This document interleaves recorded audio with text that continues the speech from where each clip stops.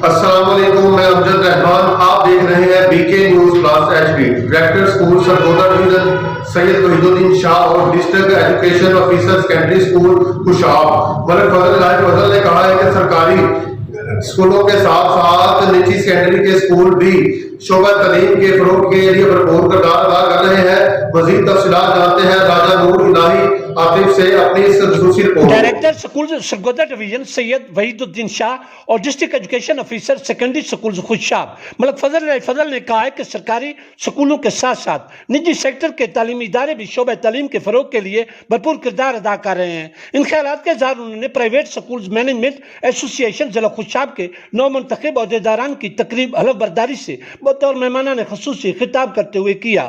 صدر Pakistan chamber of education Muhammad Yasin Rami, Mian Khalid Saeed member advisory council Pakistan chamber of education, Rana Qaiser Mehmood member advisory council chamber of education, chairman C M complaint cell ضلع خوشاب پیر سید فیض الحسن گیلانی اور deputy district education officer تحصیل خوشاب ملک اسحاق احمد آوان بھی زینت محفل تھے۔ اس پر وقار تقریب کی نقابت کے فرائض ممتاز ماہر تعلیم ملک اختر محمود نے بطریق احسن سر انجام دیے۔ اس موقع پر chairman Pakistan chamber of education Muhammad Yasin Rami نے پرائیویٹ اسکولز مینجمنٹ ایسوسی ایشن ضلع خوشاب کے نو منتخب عہدیداران سے حلف لیا۔ حلف لینے والوں میں ڈسٹرکٹ پریزیڈنٹ خوشاب رضا علی خان، پریزیڈنٹ تحصیل نورپرتال محمد رئیس سعید گجر، پریزیڈنٹ تحصیل خوشاب ملک اختر محمود، پریزیڈنٹ تحصیل قید آباد میاں مجید اور پریزیڈنٹ تحصیل نوشہرہ ملک شوکت امیر سمیت دیگر عہدیداران شامل ہیں۔ دوران تقریب شرکائے محفل کی پرزور فرمائش پر ڈی او سیکنڈری اسکول ضلع خوشاب